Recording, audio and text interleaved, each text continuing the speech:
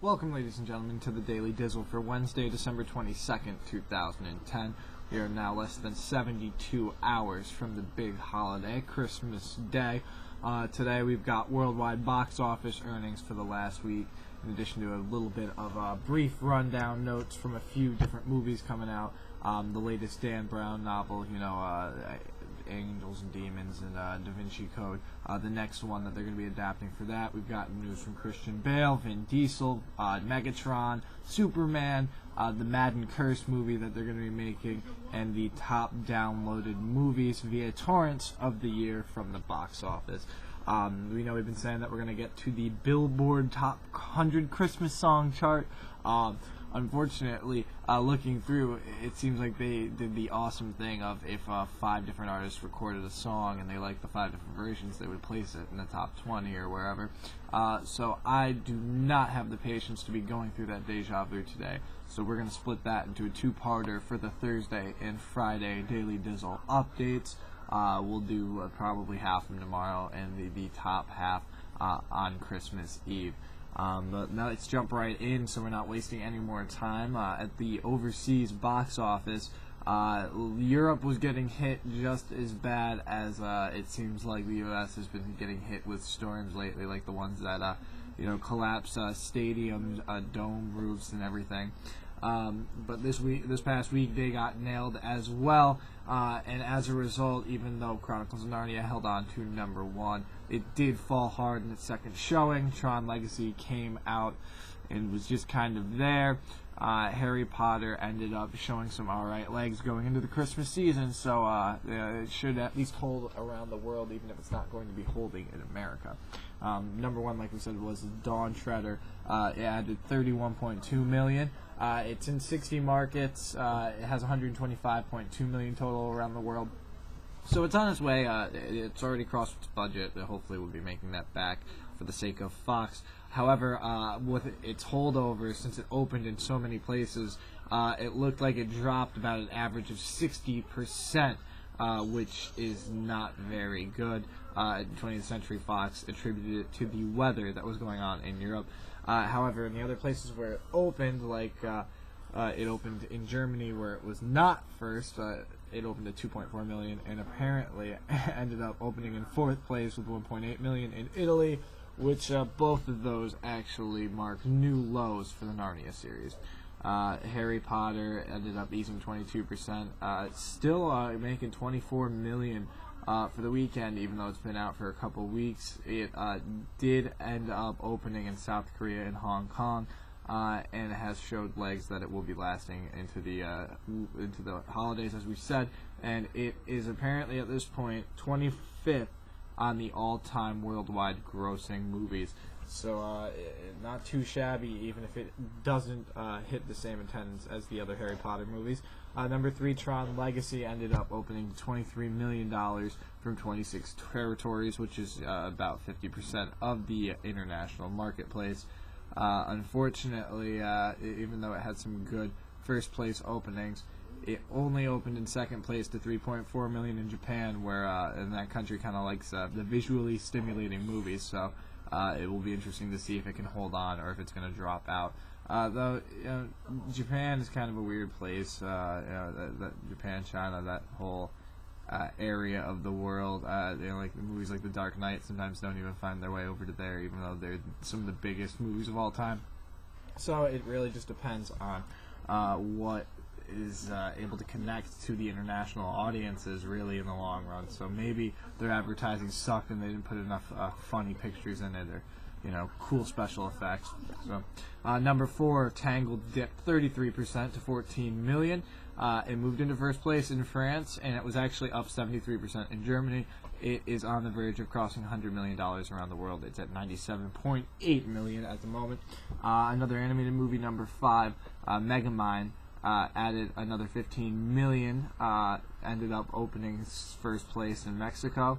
It wasn't as impressive in France or Italy.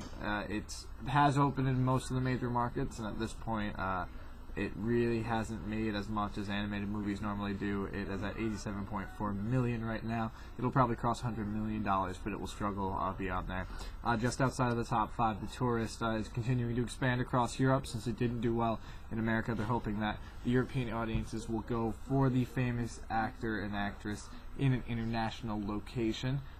Ended up with $10.5 million, had a third place opening in Germany and Italy, and ended up winding up in 5th place for France. So it definitely doesn't seem like many places were performing too strongly all across the board. I guess the weather really did have an effect on it.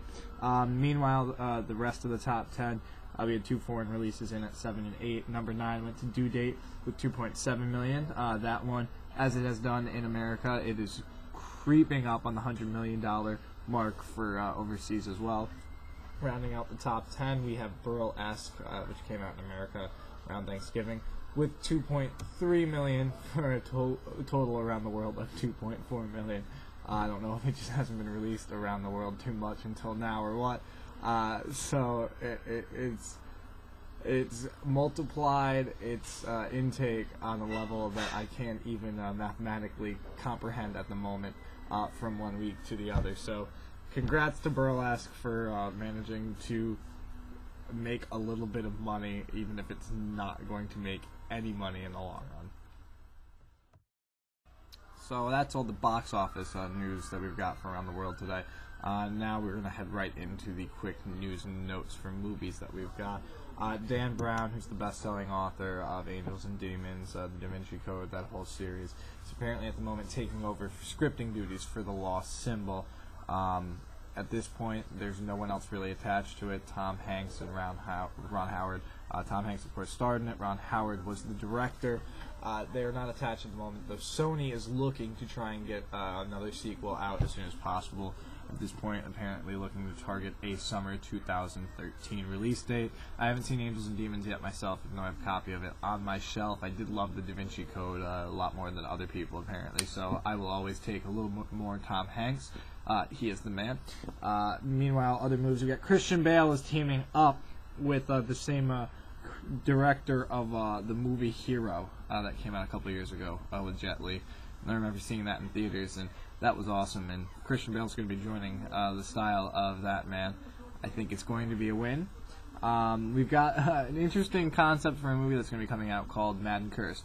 The story is going to follow a former Madden video game champion who is forced out of retirement just as he finds himself on the cover of the game. So he is actually subject to the curse at that point. So the movie will follow him as he tries to avoid the curse. Of course, NFL legend John Madden was on the cover of all the games until 1999. Since then, almost everyone who's been on the cover has gone down with an injury or just ended up puttering out in the long run and not having a good career. The only person who seemed to really escape it was Brett Favre last year, though I think the fact that his consecutive start streak got snapped this year, I think that definitely chalks up a win to the Madden corner. So it'll be very interesting to see how that one turns out, if they end up getting a lot of NFL involvement or if it just ends up being a lame video game stoner comedy. So with Transformers Dark of the Moon, hype building up for that now. Prototype images apparently released of Megatron in his new form. And Hasbro got a little upset about that and had to tell a lot of websites to pull it down. If anyone has seen any of the set pictures that have been released over time, there has been a tanker truck driving around, and it looks like that is the new form for Megatron. So it's going to be awesome to see a tanker truck Megatron taking on Optimus Prime. It looks like the tanker truck is about twice the size of the regular truck. So very, very interesting, showing that the bad guys are getting bigger and badder at the same time. Hopefully Transformers 3 will not disappoint like the second one did. Vin Diesel news. Apparently, if anyone's seen Chronicles of Riddick, I've never got around to seeing that.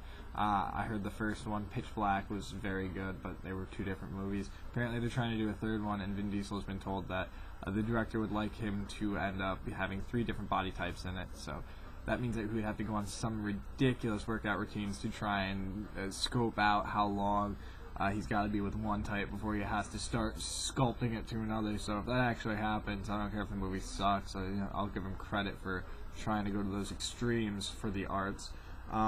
In Oscar news, for the Best Score category, apparently some of the big ones have been disqualified this year.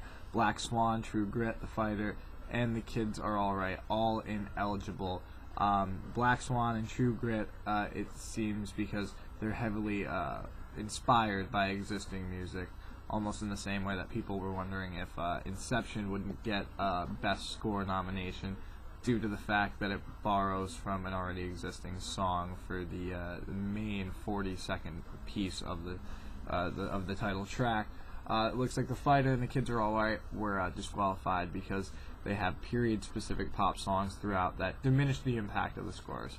So it just looks like they're finding random reasons to try and disqualify movies that people were expecting to get a little bit of notice.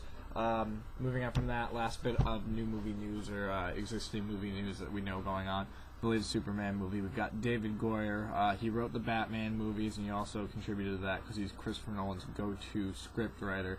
Apparently, the secret origin storyline was a big influence to him on writing the script. So if anyone's looking to try and start breaking down the new Superman movie years before it even starts production, or at least in the meantime before it starts production, that's your material to start researching. So if anyone wants to start breaking down the secret origin storyline and let us know, that would be awesome, so we can all start spoiling the movie already. In closing news, we've got the top 10 downloaded movies of the year from torrents. Some of these, we got the big blockbusters, of course, like Avatar, Inception, but some of them, Kick-Ass manages to come in at number 2 on the list despite barely making not even $100 million around the world. Hurt Locker cracks the top 10 as well due to the fact that it was nominated for an Oscar, not by any means due to its box office performance. From 1 through 10, number 1 we've got Avatar, number 2 is Kick-Ass, number 3 Inception, number 4 is Shutter Island, 5 Iron Man 2, 6 is Clash of the Titans, 7 is The Green Zone, 8 Sherlock Holmes, 9 is The Hurt Locker, and 10 is Salt. The top of the list, Avatar cracks 16 million. Kick-Ass was the only other one to crack double digits with 11 million. So very impressive numbers from those who know how to steal their content that they want to view. So that's all the time we've got for today's Daily Dizzle. Like we said, join us tomorrow. We'll start the countdown of the top 100 Christmas songs according to Billboard. So we'll have fun picking that apart. We'll start it tomorrow and finish it off on Friday. We'll also start previewing the weekend and Christmas movies that are going to be coming out. So if you have time to kill and you're looking to get out of your house to get away from your family, you know what your options are. Thank you for joining us as always. We hope that you've checked out our channel on YouTube by now. If not, you can click the username, or if you're too lazy to do that, or you can go to the search bar and actually type in Dizzlemits. That'll bring up all of our original content, including all of our daily Dizzles if you need to catch up on any of those. So don't forget to come back tomorrow, and hopefully we will see you then to make fun of some Christmas classics. As always, I am Tommy Dizzlemits. Thank you for joining us. We'll see you guys later.